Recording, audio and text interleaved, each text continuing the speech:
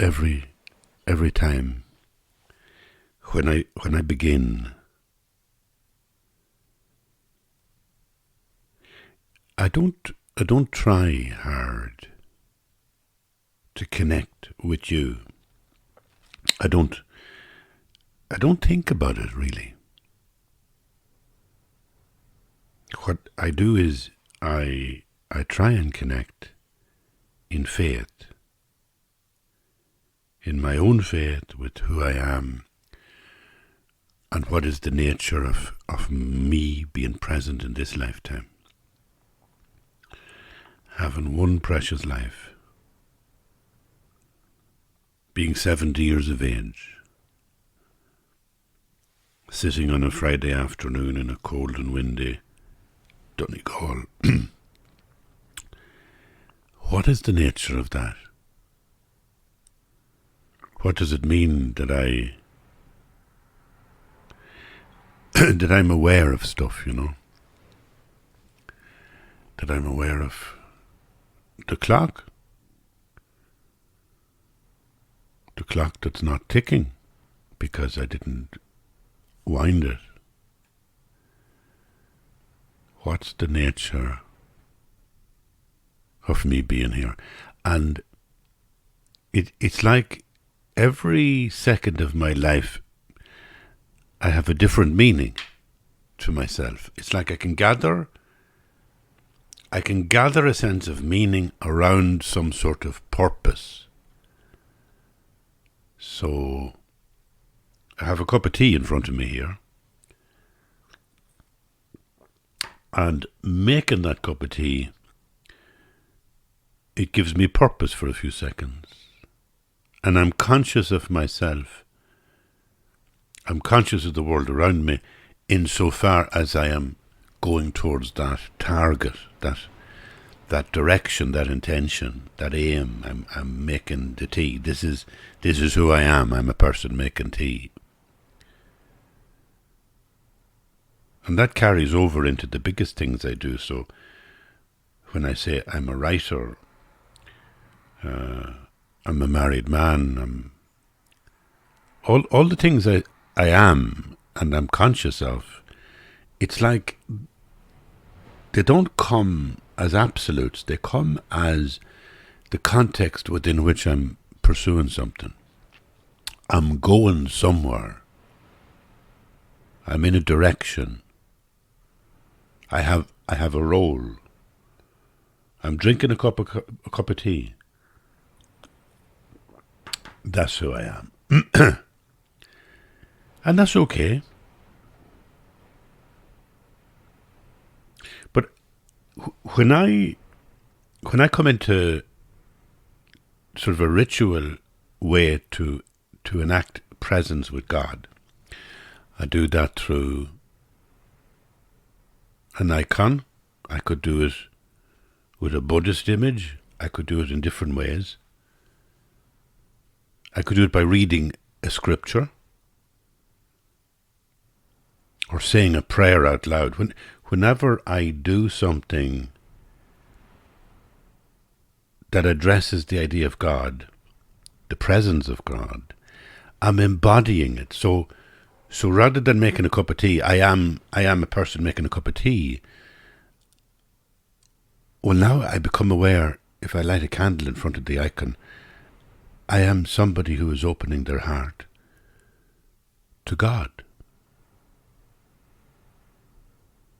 And that's different from making a cup of tea. And I think that I have found that to be the most grounding thing in my life, more than anything else, to come into that space. It leaves me with a sense of peace, a sense of my awareness, my consciousness gathers around that purpose, that aim. The aim being to open my heart to the mystery of God's presence. I become that, and everything I'm aware of situates itself within that context. And that becomes the ground of everything else I do. Everything else becomes relative to it. You know, it's like everything else is in black and white and this is in colour. So prayer is not something that you do, you check out of normal life to pray. In fact, the ordinary life becomes what you're checking out of. The prayer period becomes like the oasis, like the desert oasis. It becomes like the space between the notes, the silence between the notes. The notes, the making noise, making beauty, making dance, making tea. What we do. But in between spaces, when we do nothing, we turn away from the world and then we listen for this presence of God. And we do it with an icon, with a candle. We embody our surrender to God, and that becomes a sense of being conscious that's different from all the rest. It becomes like the silence between the notes, the space from which the notes come. The silence doesn't come out of the note comes out of the silence. The silence in music is the foundation. The spaces between the notes is really how the notes affect us. Every note comes out of silence. Every note returns to silence. Every action we do comes out of prayer and falls back again into prayer. Prayer in this sense being a space, an oasis, a landscape, a room in your heart. You go in there. You close down the senses. You close down the compulsion you have for making music, making noise, making tea, doing. You close it all down, and then you begin to realize this thing opens up. And you don't, one of the amazing things I find is you don't open it up, you find it opening up in front of you. Like, I'm making a cup of tea a few minutes ago. Then I bring it into the room. I drink a little bit. And I'm still. Now, I do no more.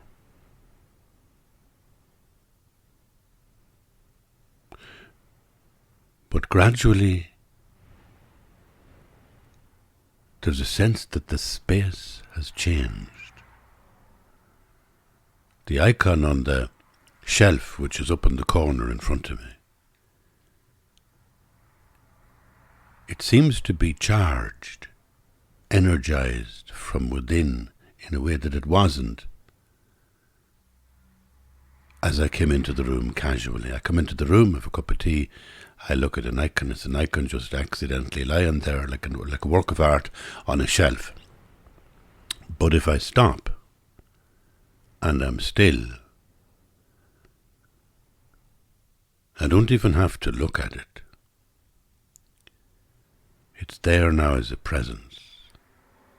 It has become imbued with something.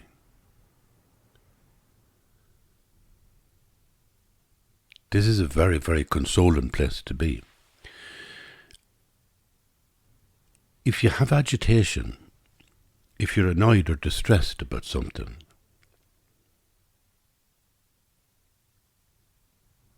I've a problem with somebody at the moment, from a business point of view, from a work point of view.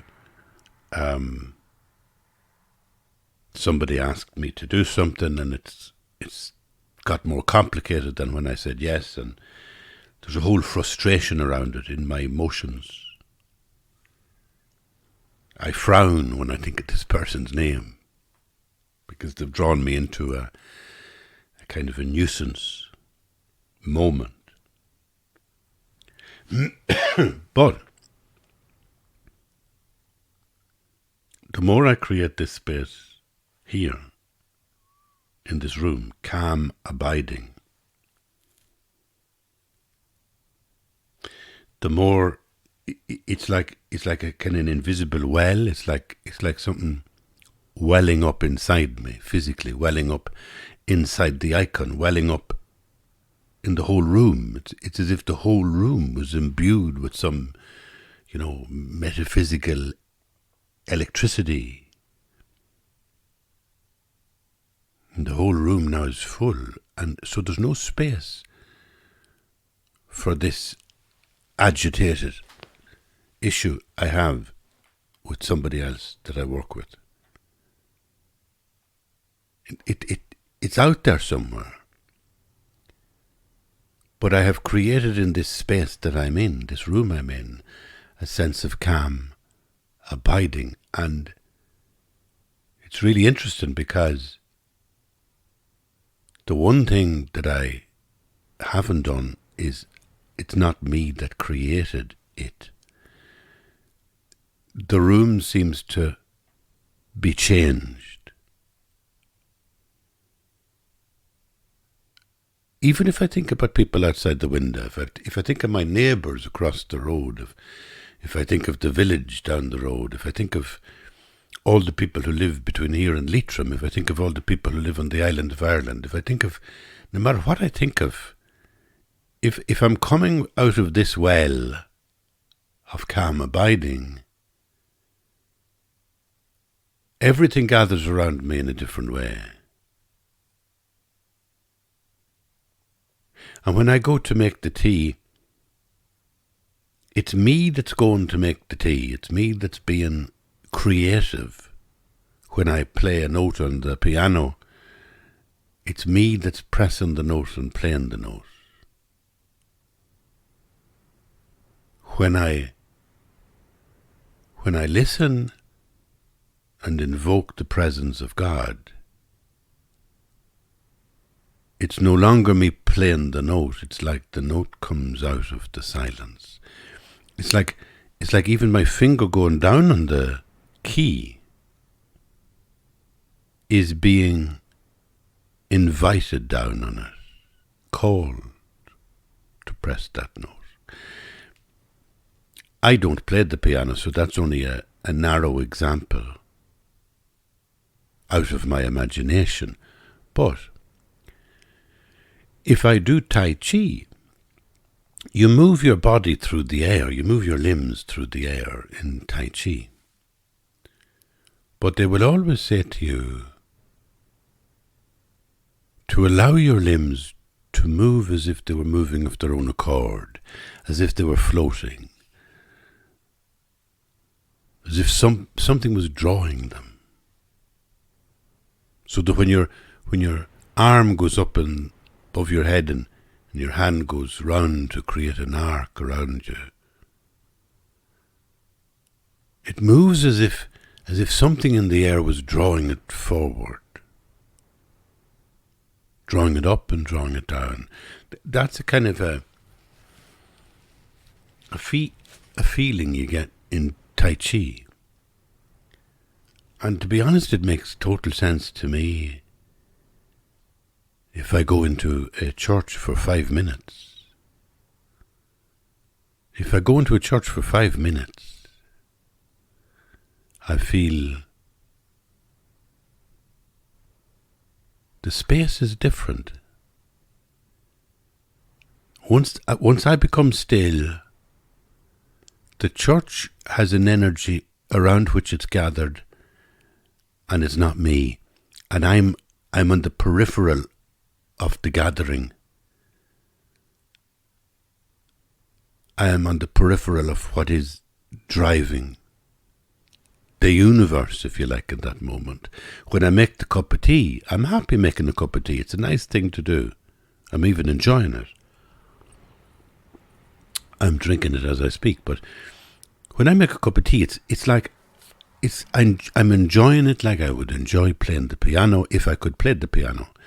I enjoy it like I do play the flute, so it's that kind of, I'm playing the notes and I'm enjoying it. I'm making the tea, I'm enjoying it. I'm being me.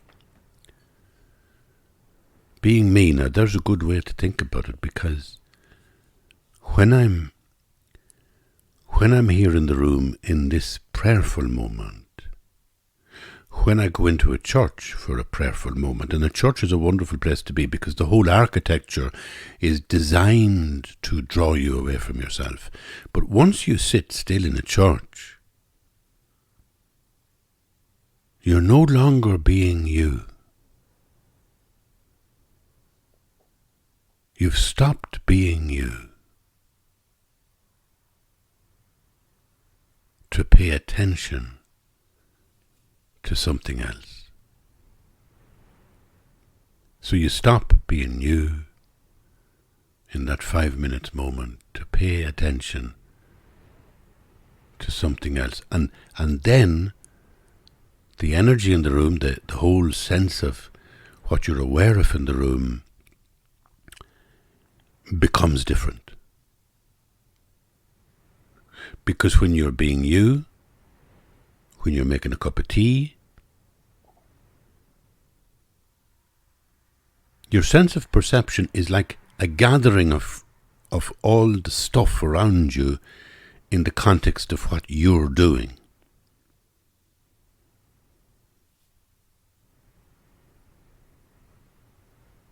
But when you stop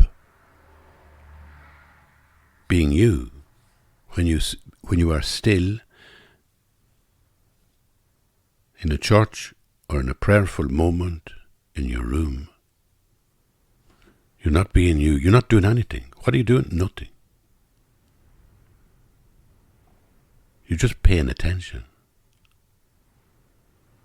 And paying attention is a very, very powerful idea.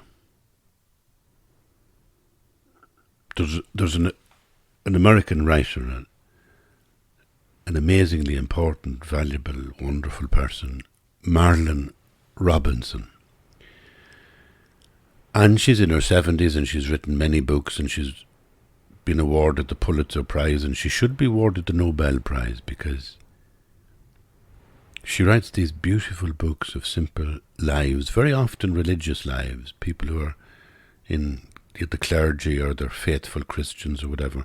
But always her books are full of characters who are, what would you say, paying attention. Now, the teacher in school used to say, pay attention. And they meant that you would pay attention to what they were saying, what figures they were writing on the blackboard or whatever.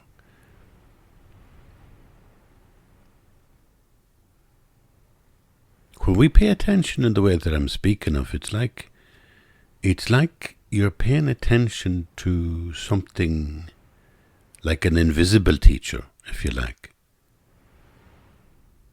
If you like, there's like a teacher who is invisible and they say, pay attention. And so your eyes are scanning the room, your body is becoming aware of being in the room as an embodied creature. You're there, but you're not being yourself.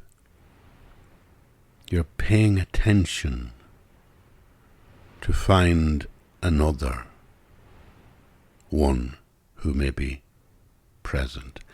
And once you do that, the room changes. It's as if it takes on a different nature. It becomes more, it's like a grandeur. It's like an elegance. I'm looking at the clock, for example. The big, beautiful clock sits under the icon. Now it's not ticking. I'll wind it up now later at 6 o'clock. But if I just come into the room with the tea and accidentally glance at it, in fact, I don't pay it attention because it's not relevant to me being me. Me being me is me having a cup of tea. So I'm not looking at the clock. But now that I'm trying to pay attention to something different than myself, I'm looking at the clock and it has a grandeur to it. It has an elegance to it. It looks beautiful standing there. It looks serene.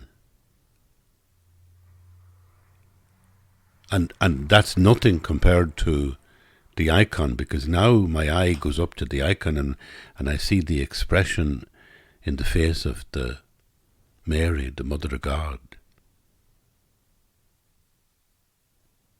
It's just paint on wood, yes, but it's still an image.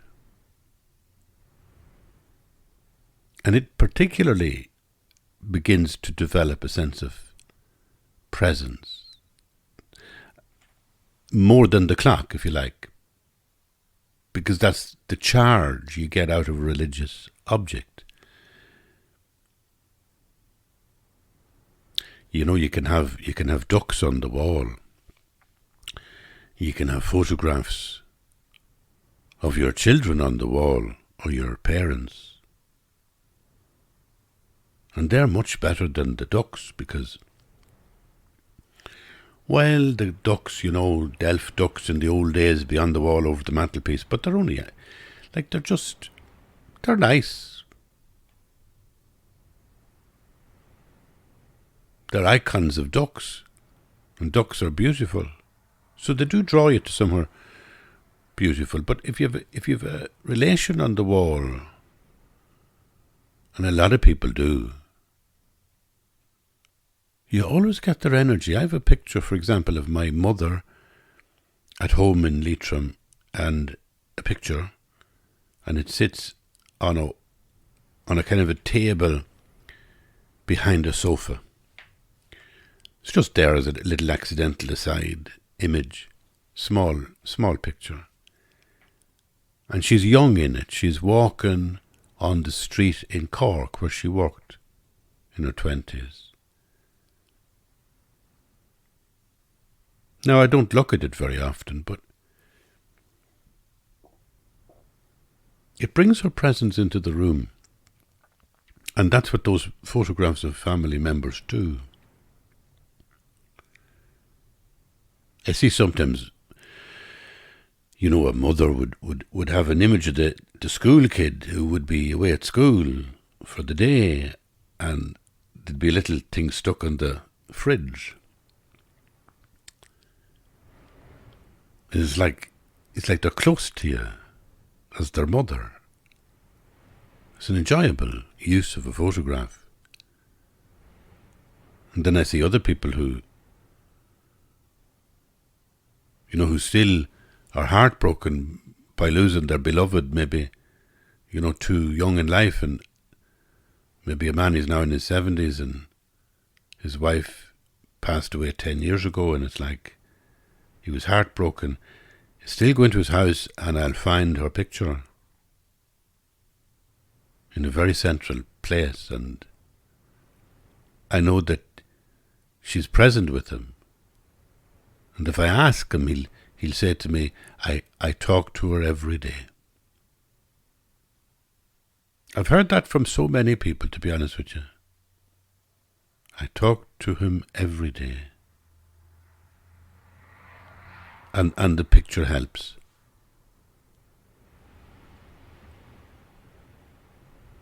So that's what the icon has, a huge charge of energy. It's a huge power to it. because it depicts the woman, historically Mary, who gave birth to Jesus. And Jesus became, in the crucifixion, in the resurrection, a lens through which we experience the complete presence of the Godhead. I don't understand this. None of us do.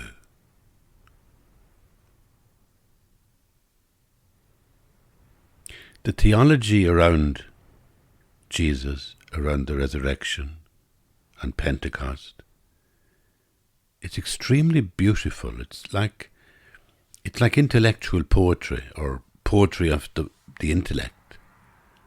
You know, the ideas and the nuances that evolved over hundreds of years about who Jesus is. What was the nature of this life? How was it that he was so significant that we are now breaking bread and sharing the wine and feeling that he is present? The risen Christ is present. And what is the risen Christ? The cosmic transformation, whereby we all feel now that we are loved so completely by God or something. There's so many layers of theology to it that I can't go there, because I always feel I'm weak when I'm talking like that. Even to myself, when I'm talking about God, you know, in the way that you do talk to yourself, I'm weak when I'm doing that. But I'm strong when I'm actually in prayer, which is not to talk about God. It's not to talk it's not talking to God. It's actually listening for God. Listening. And listening is another version of what is paying attention, you know. You come into the room, you close the door, you have a little bit of silence, a little bit of space to yourself. And you do nothing else. You just listen and be present.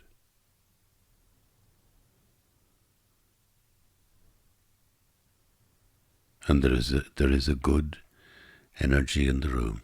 And then if you have an icon, if you have an image, and again, it could be Buddhist, it could be Christian, it could be Islamic, whatever you want, whatever your choice is, but whatever that mentor deity is, that you place it in some way that's central in the room. You light maybe a candle, a night light, and it's like the image obviously becomes very potent. Now, I'm always aware of a brilliant man called Evagrius, who was in the deserts in, you know, the early centuries after Christ, in the Egyptian desert. And he was a wise man. He was like a psychiatrist, and he wrote books, and the books were available, and he developed what eventually became the 7 deadly sins, because that had to evolve as a concept, you know. Somebody had to be the first to think anger and jealousy and envy are emotions that are poison to you. And he was one of the first. He didn't call them sins. I forget what he called them. And one of them was despondency. You know, as well as anger and jealousy being vices, he put despondency as a vice. And despondency is kind of losing hope. It's like despair. Anyway, what I want to say about him today is that in that idea of being at prayer, he was the person who said, if you want to learn anything, just go to your room, your cell, go to your room, close the door, and your Father will teach you everything. Now, I've had that experience 1,000 times where I'm caught up in being me. So I'm happy, or I'm angry, or I'm excited, or I'm full of myself trying to write a play or write a book or do this or do that, or talk to people or go out and meet people or be on a stage or a television. I'm doing all them things and I'm like wrapped up in it, like this is me, this is who I am. And then I stop, I close the door,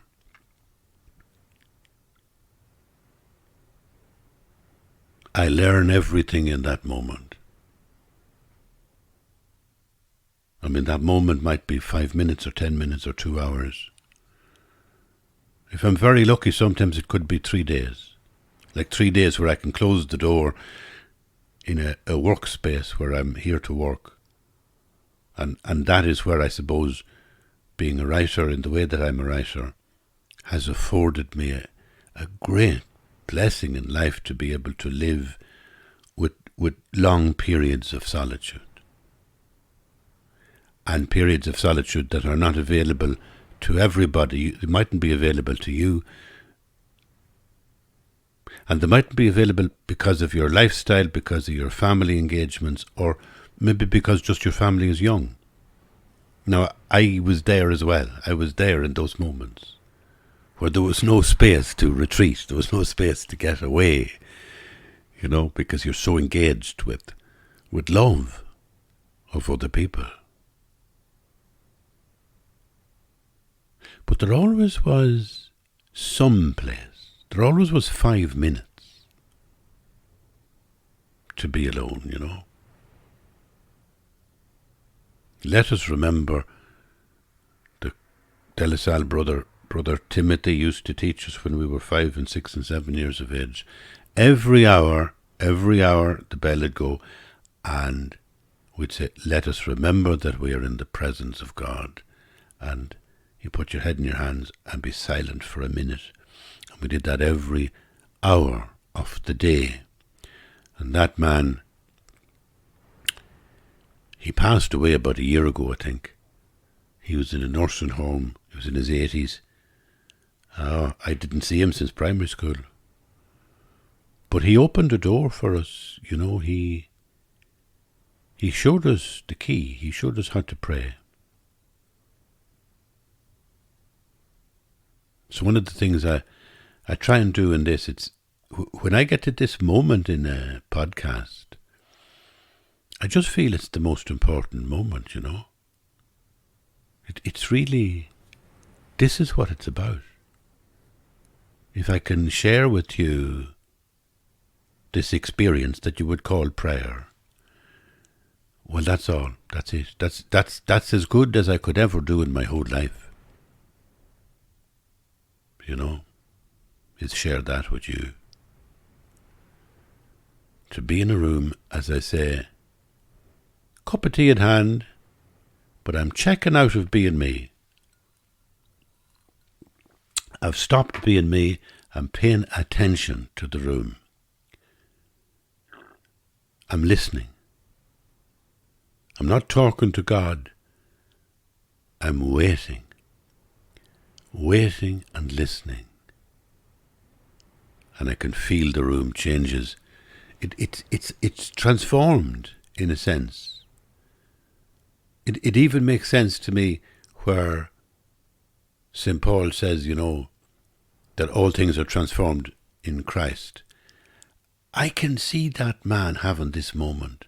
I can see that man, St. Paul, all those years ago, experiencing the exact same thing, that in some moment where he stopped being himself, where he stopped he was actually persecuting Christians, chasing them around the place, catching them, killing them. But when he just stopped and paid attention to the room and God's presence in it, everything changed.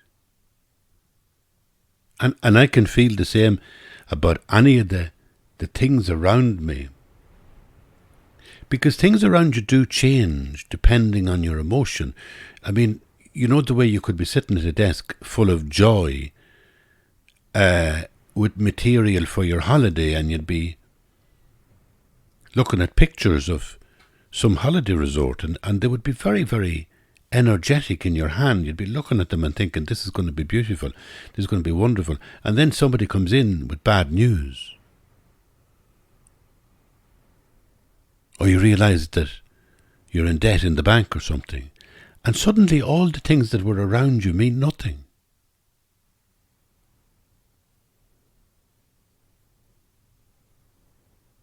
That's the way the things around us, they change their energy depending on where you're going.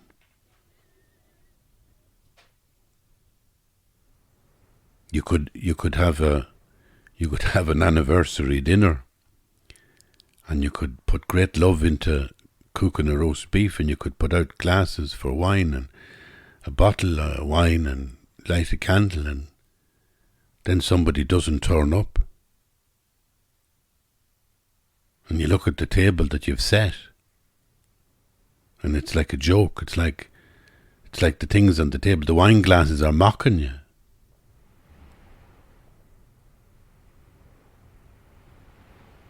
So the energy that something has,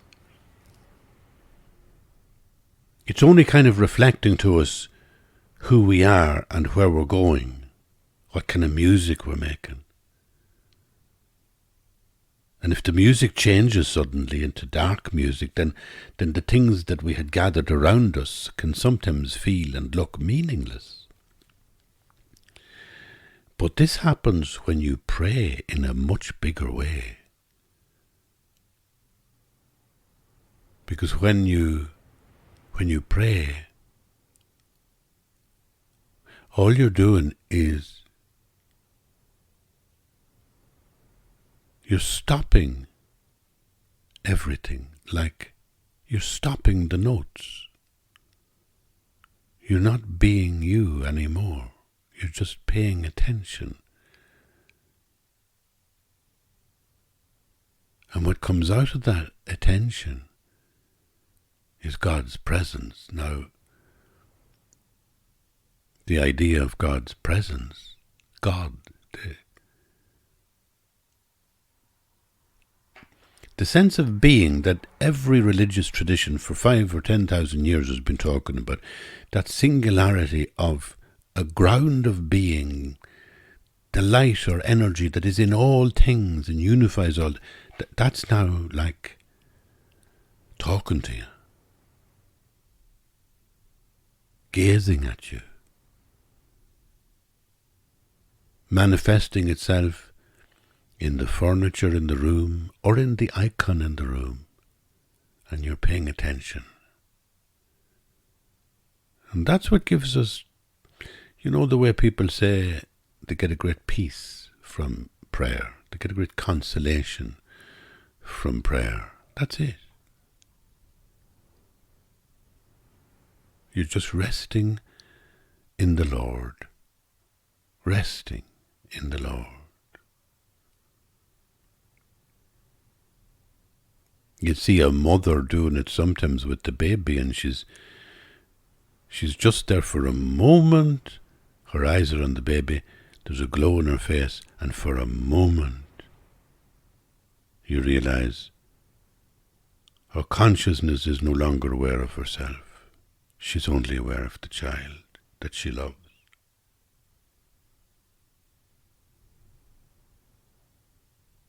Well, imagine getting that kind of experience. And that's what's available in prayer. And the icon is so charged. It's so directional towards a particular way of thinking about the Mother of God. It's very powerful. And Evagrius, my old friend, was the one who said, and this is what amazes me about him, I think about it a lot, but he used to say to his monks, don't be indulging yourself in physical visualizations of the Christ. You know, don't be. He said, when you do that, when you kind of image like that, there's a particular kind of form of somebody like you know, you imagine Christ. He said, like, maybe that could be a bad thing for you. To go too far into a visualization. And that's why people used to be against icons. There was about 200 years or more where they were smashing up all the icons that were ever made because they decided, you know something, this is a bad idea. It's drawing us away from God because it's too explicit an image. So you put up an icon of Christ and it's like, well, that's too explicit.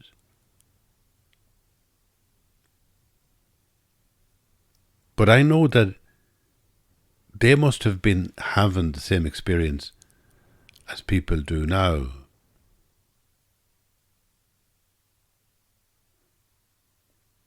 God's presence is in everything.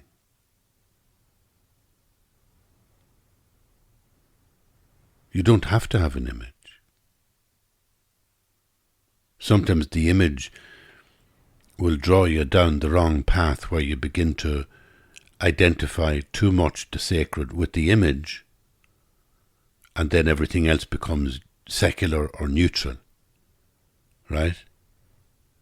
So like if I get too like fetishistic, making a fetish out of the icon, then it's like, oh, the icon is some sort of magical thing that kind of, you know, brings the presence of God into the room, and then the rest of the room is just all our neutral things like a desk and a clock and a lamp.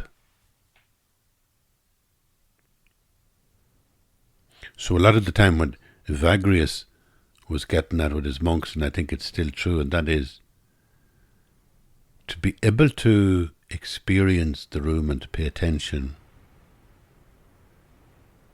that everything in the room, everything is God's presence. Everything is part of the big icon of God's presence in matter. In material that has been transformed in Christ, transformed in the resurrection. This is now a new creation. This is now a new eternity that's bursting through luminously under the skin of every piece of furniture, every wall, every carpet, everything in the room is ablaze with God's presence.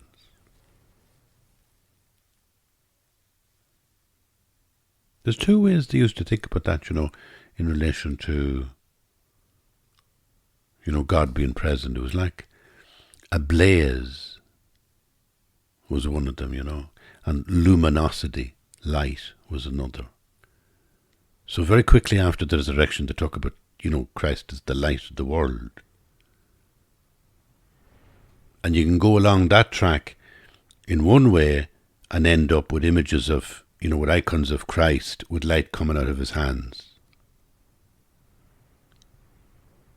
But the other way to go is simply to experience light, just material light as it exists coming in a window, shafts of it making a kind of a pattern on the floor. Experience all light as manifesting Christ. And there's light. I mean, you can't see anything, the clock or the lamp or anything, without light.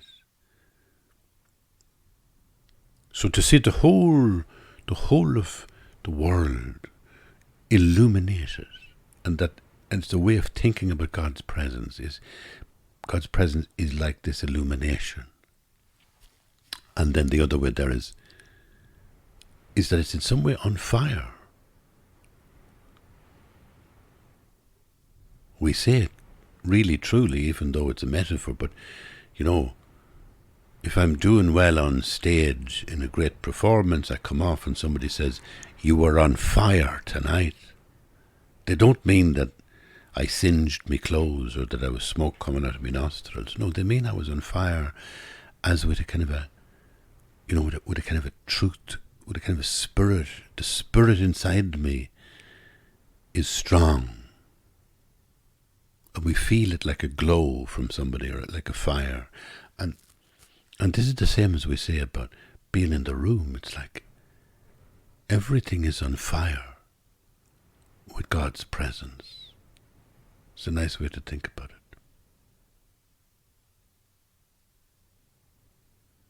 It's a hugely nice way to think about it because this is all to do with Pentecost. So there's no way for me to talk about Pentecost like theologically. The only way to do Pentecost